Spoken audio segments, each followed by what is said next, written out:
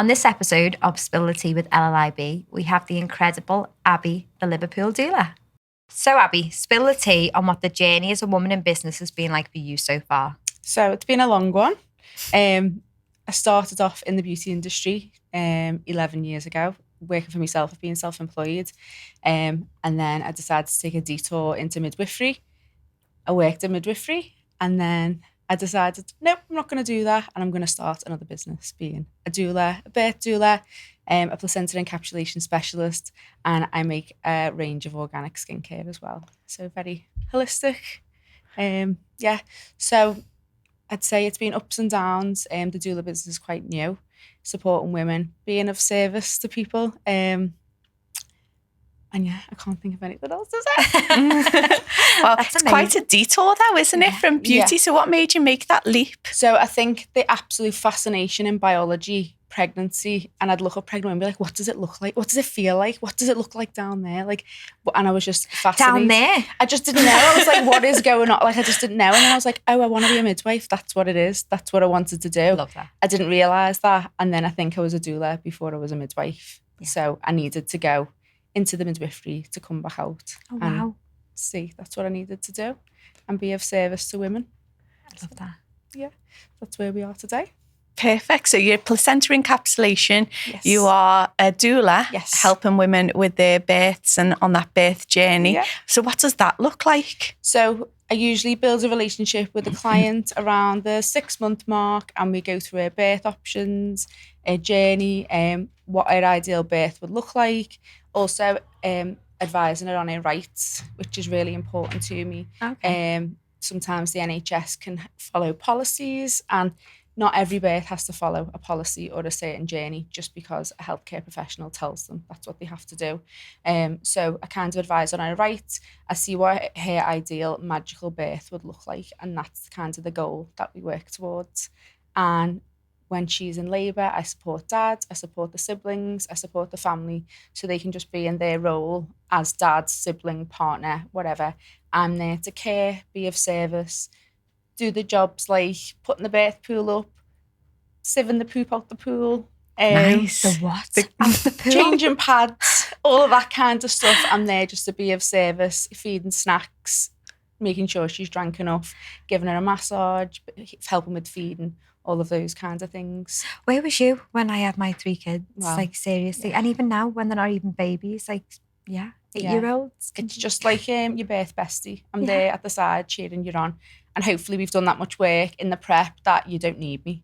Oh, wow. So that's the that's the ultimate aim. Yeah. To not be needed during that birth. So it's a really empowering experience. Exactly. Because women can do this on their own. They don't need a midwife. They don't need a doctor. They don't need a doula.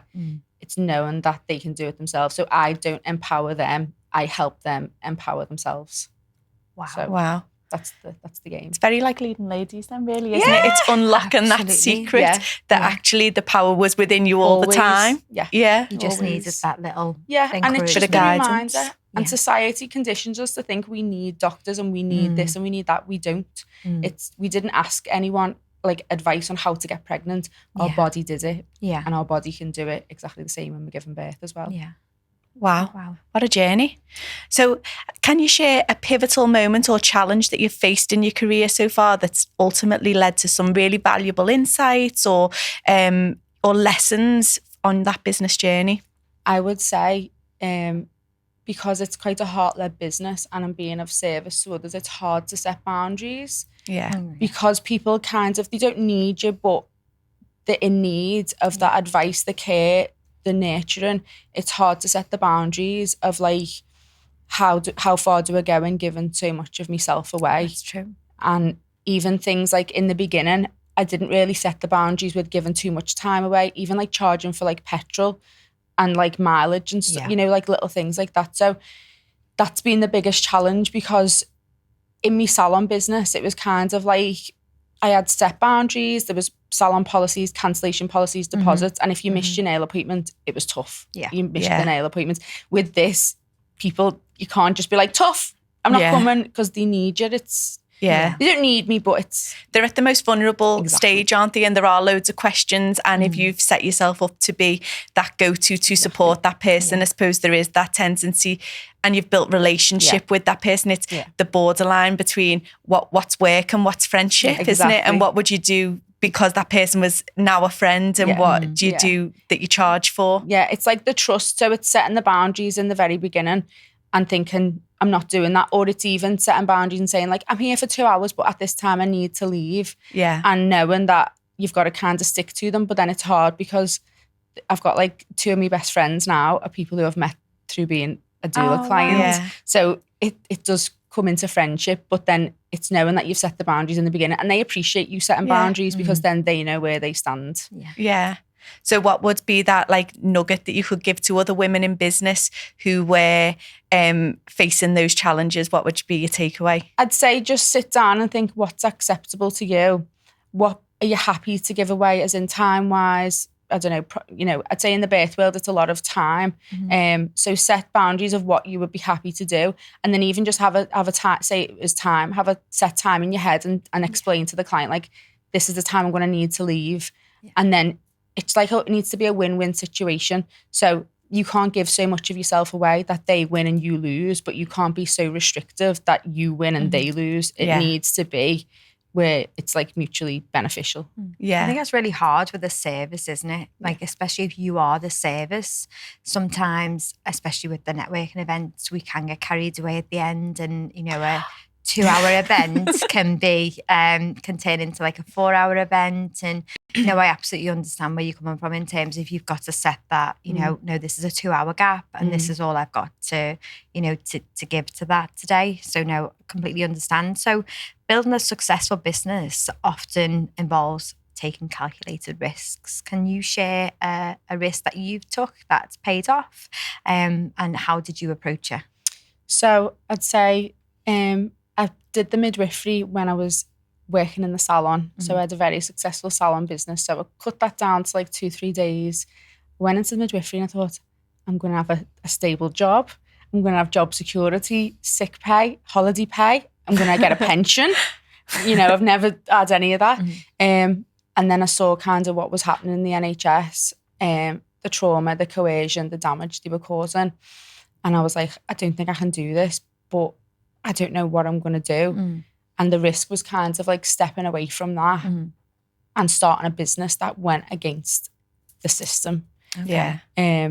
And basically challenging the norm and society. And then I gave up the salon business, which was another risk. That was thriving. And I walked away when it was, you know, really, really busy because I thought I'm giving me all to the doula business. So it was just kind of like now or never. And I've kind of, when you've got no thing behind you to kind of like. No plan B. It's got to happen. And I realised that it was needed, but then it's hard because obviously you're challenging people's perceptions and their comfort zones and what they think is normal. And I'm kind of going against the grain. But so far it's paying off. Do you get a lot of backlash for that though? Like, especially on social media, I can imagine people's fear to talk for them on 100%. Social media. And it's like knowledge is power, isn't it? And I don't see you as someone who would say, do not do that or do not do this and sort of be forceful. I see you as like an educator of, well, actually you can do that, but did you know that this is also an option? And again, you know, I love your Instagram, love Ollie. And it does make me a little bit sad that we didn't know half the stuff that Abbey talks about when we were pregnant and because you are just expected to go through the process like a sausage factory a little bit. But all children are different and all births are different. I've had 3, Cal's had 3. And all were very, very different looking back now. And I think I was different at every one of those births as well as you go into the birth. So thank you for sharing that with us. What did your family, friends think of this risk then? Because going from a salon thriving to, well, actually they mightn't know very much about what a doula is. Was there a lot of fear? Was you encouraged? Were you... my mum's always known I'm a bit of a weirdo, and I've got alternative, strange, always rebellious, and I don't do what the norm says. So I've always had to go against the grain. So it probably suits. She just was like, expected. I think it's really me mum, me nan, they're very proud of me. And even like I get messages now saying like, women who are like, that little bit of advice you gave me changed everything. And sometimes I can be very harsh, and it's coming from a place of love. But if people are saying like, they're telling me I'm not allowed, and I'm like, drop it. That's nonsense. But then they go, that little like push that you gave me, push me in a different direction. So yeah, it was expected. The family are all they're all quite proud of what I'm doing, and they can see that they know that it's probably a job that suits me as well, because I am fighting the system. And then you spoke about like placenta encapsulation as well. Like, Tell us what does that involve? So what it is, you give me a phone call. Obviously, you book your placenta slot. Give me a phone call when you've had your baby, and I come along, and I've already given you your cooler pack and all the things you need to care for your placenta. I come and pick it up from the hospital, and I take it away, and basically it's a case of dehydrating it, crushing it, and putting it into pills. There is actually the option as well where I come to the hospital immediately, and I put it into a fruit smoothie for you to drink immediately. And the benefits are like potent. Like the best way you can consume your placenta is raw in a smoothie. Why is that? Like, what is that? You okay? Yeah. I like the bit where they come and bring you a bit of toast after you've given birth, not where they bring you a placenta smoothie and say, drink up, my sweetheart, congratulations. I can't imagine anything worse with your lovely bit of buttery toast and your cup of tea, which is the best hospital toast. 100%. Like, so you don't know. Usually it's kind of at the point where you're still a bit like, what's just happened? And I just sneak in with a little lovely fruit, organic fruit, of course. You'll never taste the placenta in the smoothie, ever. Does it repeat on you like cucumber? No. You know, when you're placenta? No. No.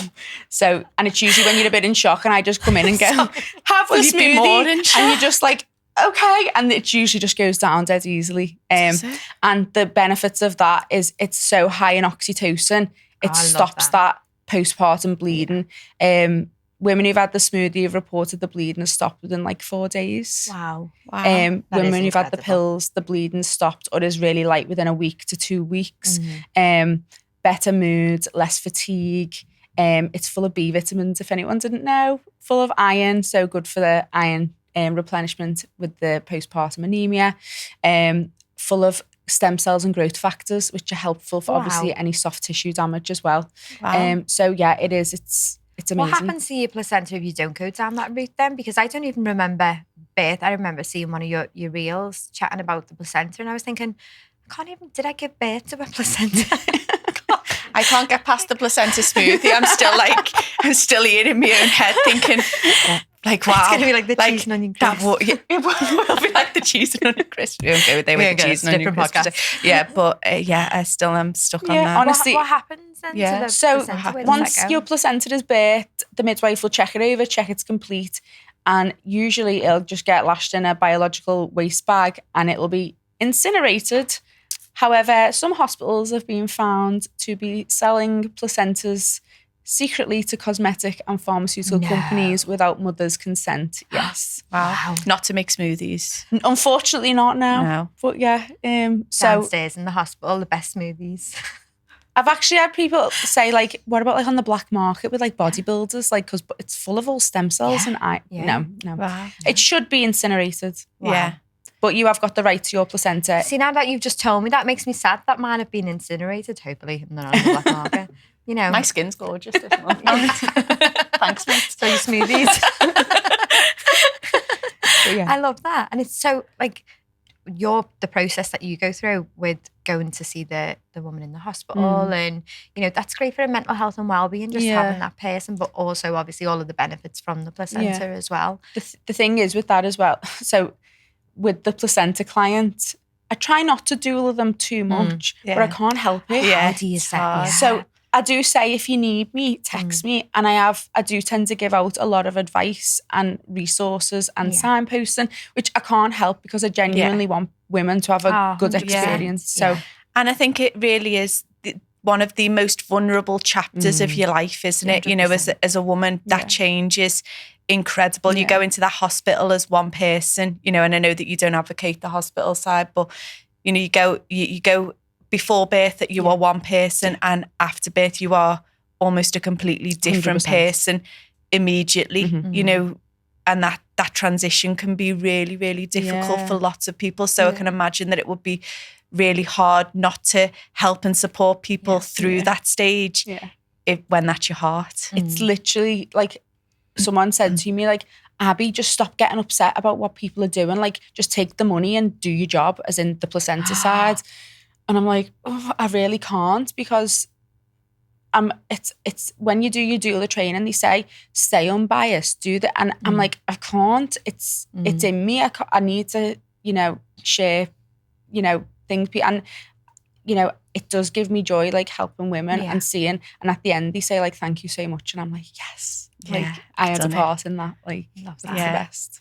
So does any of your placentary type stuff go into creams? I know that is a thing, does it? Yes. So I've got at the moment, so with the organic skincare range that I've got a magnesium butter, which is obviously amazing for anxiety, sleep, insomnia, menopause symptoms. I found it really helpful for children with ADHD and autism, their sleep, because it helped with the uptake of GABA. Yeah, so, but the magnesium side of that for children with additional needs is huge, isn't it? Big research into that. And then I've got the honey and oat healing balm, which I developed because mums were saying, can I put the magnesium butter on me kids' eczema? And I was like, no, because magnesium's like a salt, isn't it? So it stings. So I developed the honey and oat healing balm for eczema, and it's cured so many children's eczema, skin, psoriasis, dermatitis. And now I've started actually infusing the honey and oat healing balm with women's own placenta. So it's made especially, it's not just placenta in it all, it's with your placenta. And then I also do an infused body oil with placenta, which is unbelievable for cradle cap. Oh, wow. So that's those incredible stem cells and growth factors go into the creams. And your sleep cream, like for Aurora and Little Feet, it's the cream's amazing, but just having that time with her as well is really, really important. When my niece, she had really bad eczema, and I breastfed Aurora until she was about 2, and I actually gave my sister-in-law some of my milk to put on the eczema, and it just cleared up. Like, she was in such pain, and none of the things from the GP were working, and it was just taking its time. And I was like, oh, breast milk meant to be really good for that. And she was like, well, come on then, give me some. Maybe that's the next thing I should put in people's creams. Some. Like, give me breast milk, I'll make something. Give me some. And it did, and it cleared up, and she was just, so much happier. The benefits. Your body is incredible, isn't it? Unbelievable. Like, people don't realise the benefits of, like, we can heal ourselves and we don't actually need.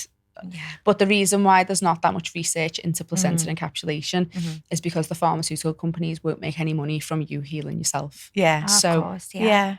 No, absolutely. Wow. Amazing. Yeah. Goodness me.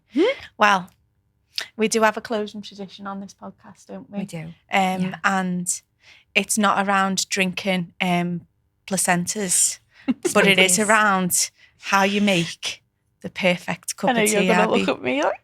Well, I've already been there on this podcast, haven't I? She's already there. She's gone. Yeah. It's not going to be able to get smoothies out of your head now. No, I really can't. I don't think this will affect you as much now with Abby's a team Claire. I think I know. Go on, tell us how you make the perfect cup of tea. Put the tea bag in the cup, bit of sugar, put the hot water in, give it a swish, then you put your milk in to see how strong you want it, give it a little hug, and then put it in the tea bag, and then give it a stir. Oh, Abby. So first of all, the smoothies. Second of all, your manky tea bag. How do you? So what do you put the milk in first? The milk must never touch the tea bag. Ever. Like, it's like the law. It's not. It's not even on the box of it. So do you put the milk in afterwards? So I love the confusion on your face, as if there's just no other way of how to make it. But you don't know how brewed you want it. Thank you. You always know how brewed you want it, because it's like a technique that you have perfected over years. So you leave your tea bag in for the set amount of time. I suppose if you've, like you leave it there, let it like brew in, and then you take out the tea bag and then you put the milk in. But then if you pour too try much it milk honestly, in, Abby, it will what do you do change your then, life. Abby? It won't, Abby. It's the way forward. It's really the only won't. way to you do just it. stick to your smoothies and the right way to make a cup of tea. And I'm so sorry, Cal, to start this episode off with win for me. Claire. Yeah, but I think I'm still in the lead, so we're all right. Definitely not in the lead. I was, She's definitely not. There's more of me than there is. Is there? Yeah, 100%. Yeah. No, but I was once called feral on the show. Still are. I mean, you still haven't changed the way. I love that. Well, thank you so much for making feral. the cup of tea the right way. We definitely have to see some behind the scenes of how you make these smoothies because that would make a really good Instagram post. Well, the thing is, I had someone who was like, I'll film for you. And I was like, okay, great. I'll get someone to get a placenta. And they were like, no. Because it's, like a squeamish brain with a string. Oh, no, that excites me now. I do love it. It is the best. Thank you so much for being an incredible podcast. Thank you very much. Thank you. Thank you.